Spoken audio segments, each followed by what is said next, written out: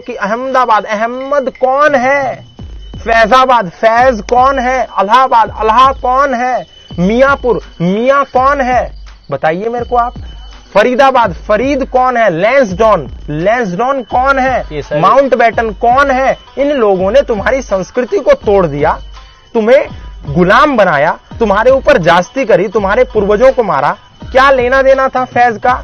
क्या बख्तियारपुर, कौन था बख्तियार? जाएंगे बख्तियार के इतिहास में तो पता चलेगा ये नालंदा को खत्म करने वाला बख्तियार था।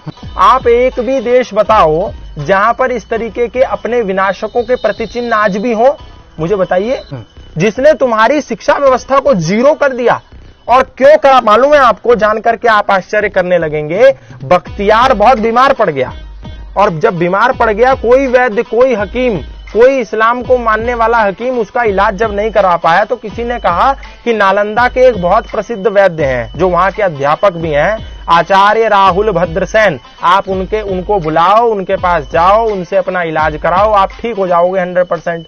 उसने कहा अच्छा, लेकिन वो कट्टर मुसलमान बख्तियार खिलजी, उसने कहा बुलाओ, कौन है आचार्य राहुल भद्रसेन? आचार्य गए, बोले तुम्हें मुझे ठीक करना है। बख्तियार ने कहा, उसने कहा जी कर दूंगा, लेकिन उसने कहा एक शर्त है, मैं पक्का मुसलमान हूं, तेरी दी हुई कोई दवा खाने वाला नहीं हूं, तुझे मुझे बिना दवा खिलाए ठीक करना है, और नहीं कर पाया तो तेरी खैर नहीं, तुझे तो मौत का ग्रास बना दूंगा। उसने कहा कर दूंगा, कोई दिक्कत नहीं। बख्तियार को कह दिया, कमिटमेंट कर दिया आचार्य राहुल भद्रसेन ने।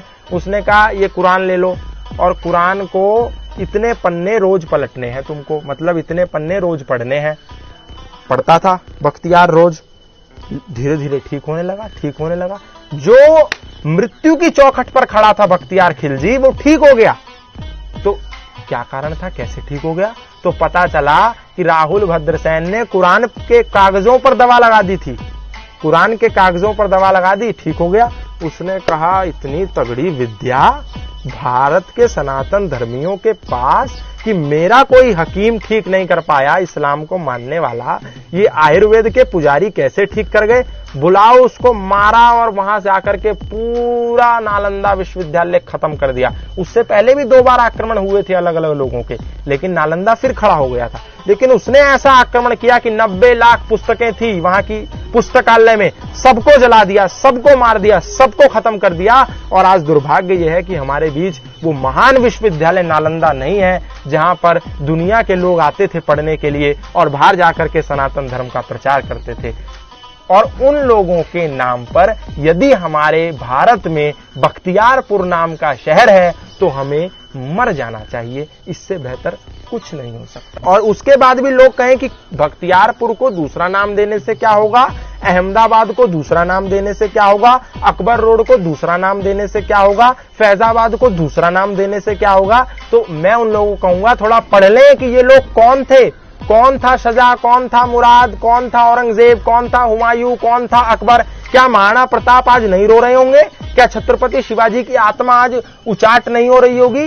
क्या उन लोगों ने जिन्होंने शहादत दी, उनके नाम पर कोई शहर, गोविंद सिंह नगर, छत्रपति शिवाजी नगर, अकबर की जगह महाराणा प्रताप रोड कहीं नहीं देखने को मिल रही?